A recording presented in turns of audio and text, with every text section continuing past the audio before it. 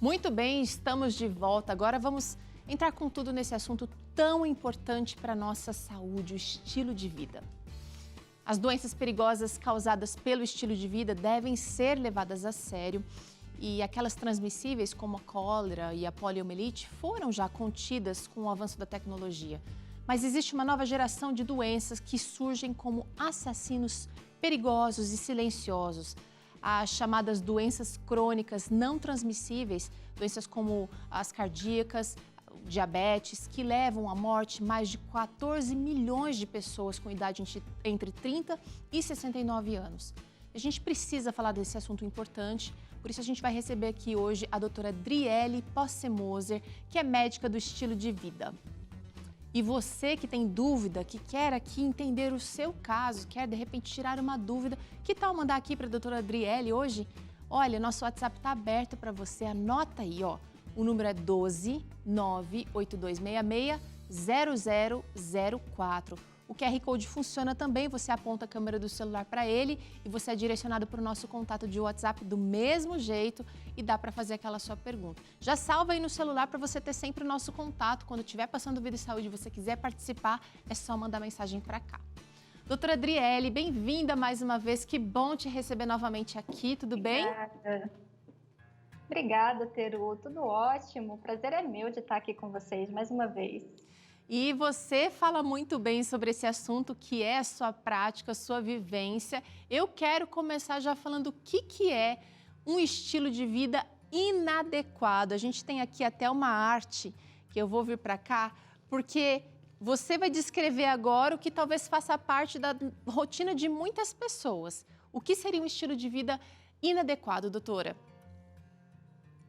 Bem, a gente pode definir um estilo de vida inadequado como a quebra das leis naturais de cada célula que tem no nosso corpo. E isso vai prejudicar muito a nossa saúde e vai piorar a nossa qualidade de vida, né?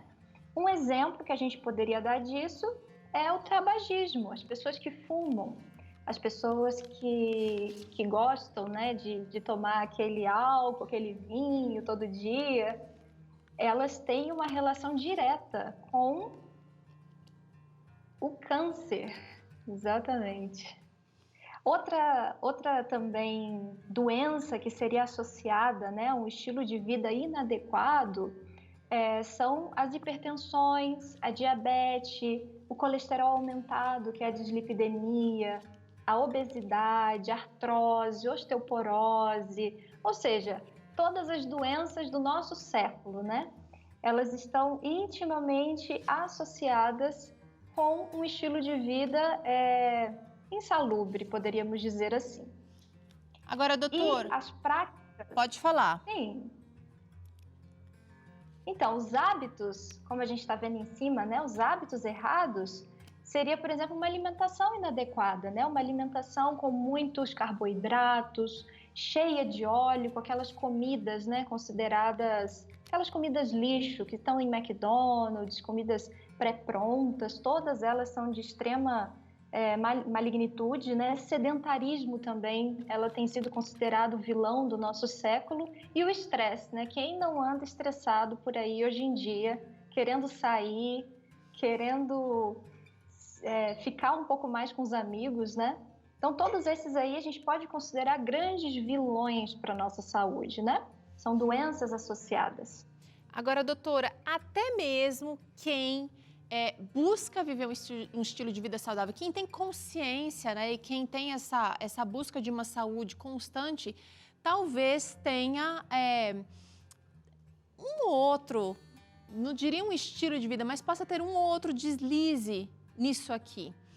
Quando você fala que esse estilo de vida gera doenças, e a ciência tem mostrado isso, a história tem mostrado isso, os custos do sistema de saúde têm mostrado isso, você não está falando de pessoas que, de repente, de vez em quando comem um pedaço de pizza, você está falando de gente que come mal o tempo inteiro, que não pensa muito na nutrição em geral. Sim, essas doenças, né, as doenças desse século, elas são as doenças crônicas degenerativas. E crônicas justamente por isso que você falou, Teru. Porque não é um ato isolado de um dia comer uma comida num restaurante, né, diferente. É todos os dias ter essa prática, né? Não se exercitar todos os dias, ser uma pessoa sedentária, isso ao longo dos anos, com certeza vai trazer grandes prejuízos como obesidade, osteoporose, enfim, várias doenças. Agora, eu queria mudar um pouquinho. Tem gente que cuida de todas essas questões aqui. A gente dividiu em grupos aqui, gente, mas existem outras, né? A gente trouxe aqui, por exemplo, o sedentarismo, mas existem outros. A gente não falou aqui, por exemplo, do sono, que faz parte do estilo de vida, nem da água, hidratação e tal. Mas se a pessoa vive um estilo de vida legal, mas esse item aqui ela não conseguiu resolver, ele se tornou um vilão para ela. Ela ainda assim está vulnerável a alguma dessas doenças, doutora? Ou seja, será que existe um vilão maior aqui do estilo de vida inadequado? Olha, se eu pudesse escolher um ou dois, digamos, né, eu seria o sedentarismo. O sedentarismo e as doenças psicológicas, como estresse, ansiedade, elas têm sido consideradas atualmente como as doenças do milênio. Pra você ter uma ideia, Peru, somente você ficar 20 minutos sentado na mesma posição já começa um processo de doença no seu corpo. Imagina, Credo. você praticar exercício físico. Você praticar exercício físico uma vez por semana diminui 8 vezes a chance de você ter depressão daqui a uns anos. Uau. Então... Repete então essa informação sobre ficar sentado por quanto tempo eu já estou começando a produzir doença.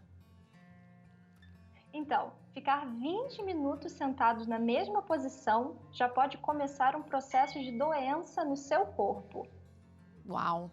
Olha aqui, então você que acompanha o Vida e Saúde aqui, quando faz fighting, quando a Tânia vem para cá fazendo fighting, ou fazendo acerte o passo, ou você aproveita para fazer, porque você já está saindo da estatística aqui de doença mental, de depressão. E, gente, olha, a doutora Adriele acabou de dizer aqui, são as doenças do milênio, ou seja, mudou o perfil. Se os seus avós, se os seus tios não tiveram esse problema, pode ser que você tenha, porque mudou o nosso estilo de vida em geral. Se você cuida da alimentação, cuida do exercício físico, mas está mantendo o nível de estresse desembestado, sem controle, vai sofrer também a ação disso, né, doutora? Sem dúvida, sem dúvida. Agora, eu queria saber o seguinte, se eu consigo dar uma ajustada no meu estilo de vida, uma pessoa com colesterol alto, a gente tem aqui uma consequência muito mais grave, né, que é o câncer. Mas vamos falar aqui, olha, uma pessoa com artrose, diabetes, se ela muda esse estilo de vida aqui, ela consegue reverter essas doenças? Olha, acho que reverter é uma palavra meio forte para se dizer agora, mas com certeza ela consegue atenuar essa doença. Por isso que estão os tratamentos naturais, né? Existem certas doenças, por exemplo, todas as doenças autoimunológicas, né? Uma vez expressadas as doenças autoimunológicas, esse gene, a pessoa vai sempre ter ela consigo, mas o estilo de vida que ela leva vai ser capaz de atenuá-las ou não. Então, acho que o ideal seria dizer que a gente pode sim tratar as doenças, mas não que elas assim não existam e não vão aparecer nunca mais, né? E com certeza o ideal é sempre a pessoa prevenir ter uma doença. Então você, jovem, hoje, comece hoje a praticar um estilo de vida saudável, para que amanhã você não apareça com nenhuma dessas doenças degenerativas crônicas, né? Então o nosso futuro começa hoje. É verdade.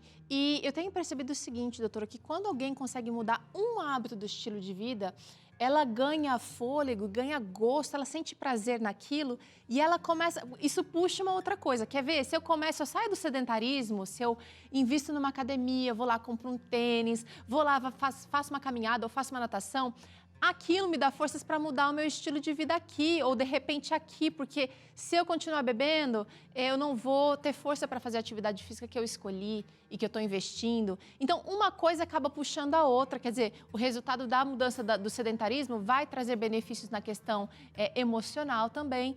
Então, realmente é muito importante a gente pensar que você não precisa mudar tudo de uma vez, a gente vai falar de mudança já já, mas você pode começar mudando uma coisa, um item do seu estilo de vida. E pode ser hoje, deve ser hoje. Para de pensar, planejar para amanhã, faz com que você tenha aí, tá bom?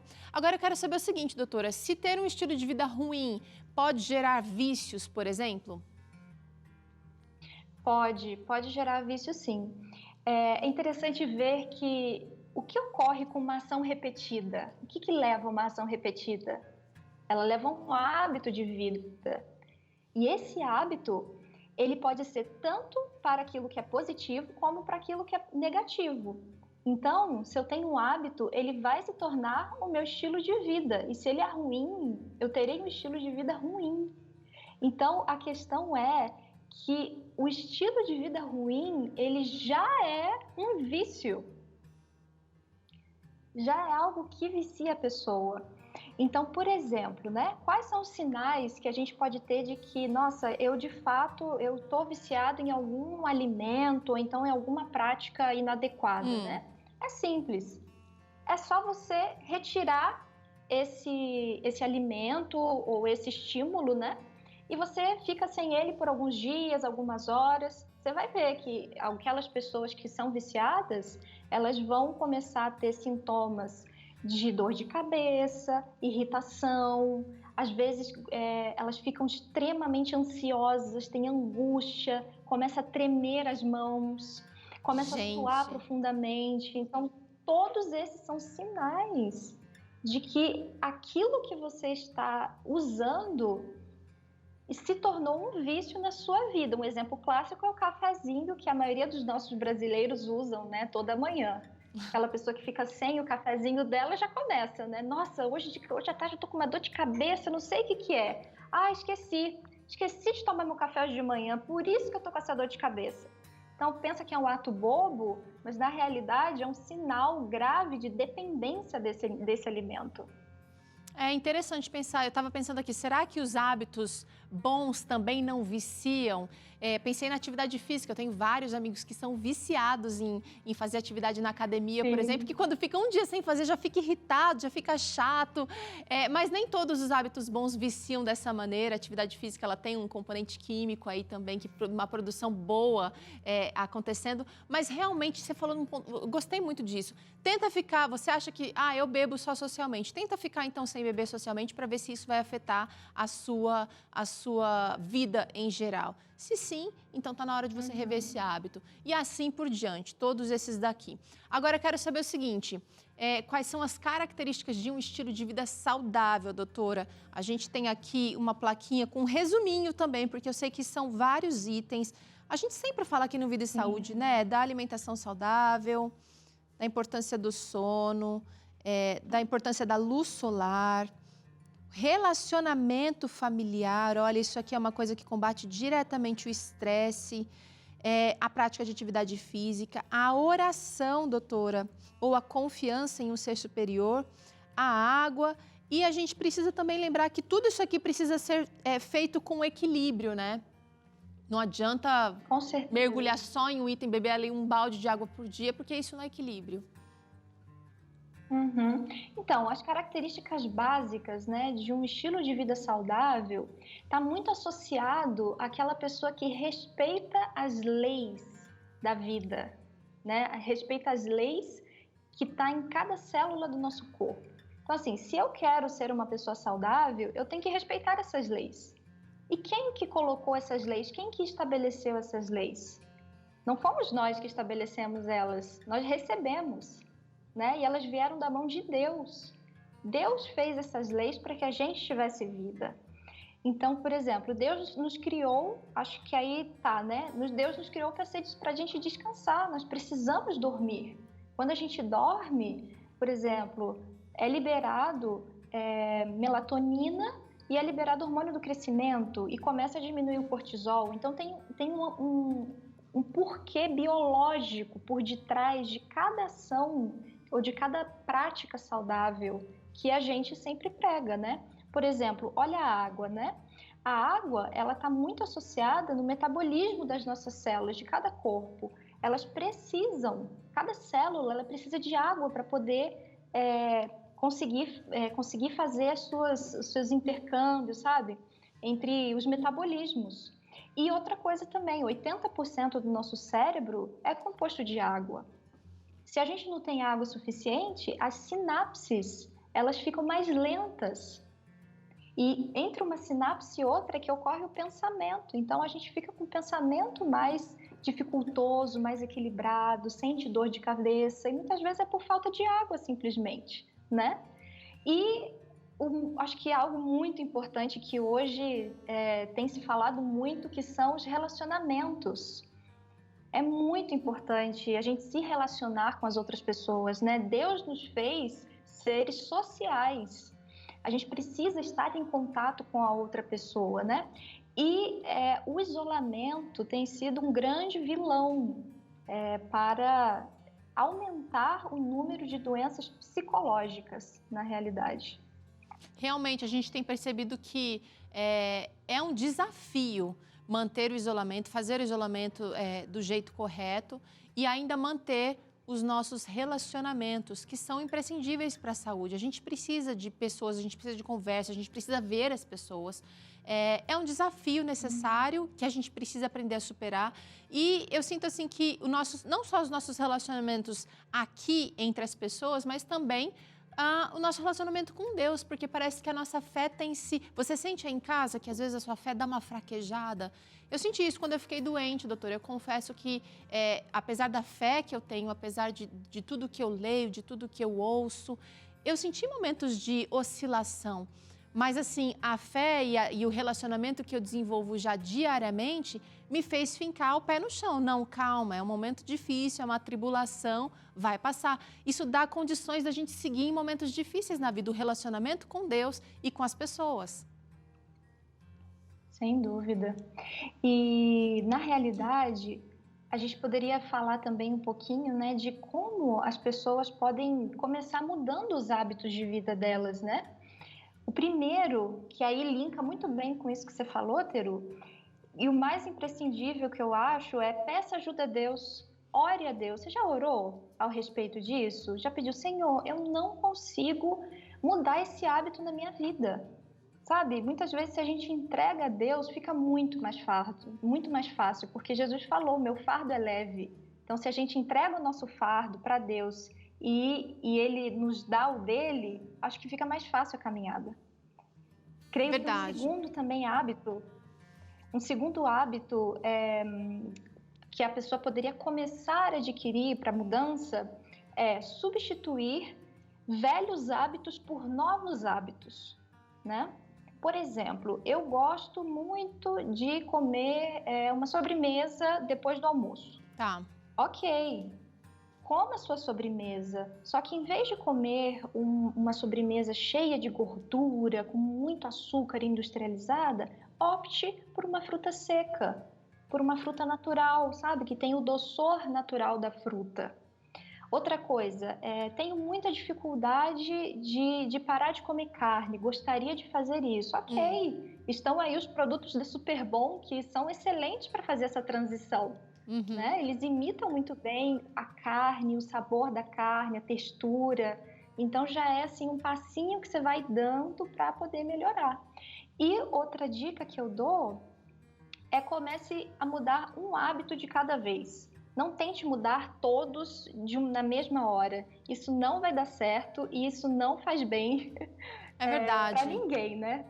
Doutora, chegou uma... É bom começar assim, de fácil. Legal, porque daí a gente não se desanima, né? Caso a gente não consiga cumprir, não foi aquele monte de coisas de uma vez. A gente vai, não consegui cumprir esse, então eu vou tentar por esse outro aqui. A gente vai por etapas. Chegou uma interação aqui, doutora, que eu queria trazer da Nazaré. Ela disse o seguinte, então esse processo dos 20 minutos se torna pior em toda a fase escolar, diz aqui a Nazaré. Mas criança não para quieta na cadeira não, viu, Nazaré? Não sei se você lembra da sua idade na escola, mas eu acho que hoje em dia as crianças não param mais quietas. A ideia por trás disso que eu falei, né, de 20 minutos na mesma posição, começa um processo de doença, é eu ficar parada sem mexer um músculo. Okay. Então, como a Teru muito bem colocou, a criança, ela não fica parada 20 minutos, né? a maioria delas, elas pelo menos levantam da cadeira e vai falar com o amiguinho e tal. Então eu creio que para uma criança, né, é um pouco mais difícil ela quebrar esse paradigma, né? É mais fácil, digamos, ela quebrar isso, né? Então ela vai experimentar mais vezes. Já é diferente de quando você está assistindo uma série ou um filme que você fica, às vezes, ali vidrado, na mesma posição no sofá, com a perna dobrada ali, atrapalhando a circulação, e aí sim você já está gerando um problema e uma sobrecarga para o seu organismo. Chegou mais uma interação aqui, um testemunho, na verdade, da Laelma Barreto. Ela diz o seguinte: fui diagnosticada com diabetes, não quis tomar remédio. Decidi mudar minha alimentação e melhorei muito. Eliminei tudo que era ruim do meu estilo de vida e já perdi 15 quilos. Está aí ela lindona nessa foto do perfil aí. Parabéns, Laelma.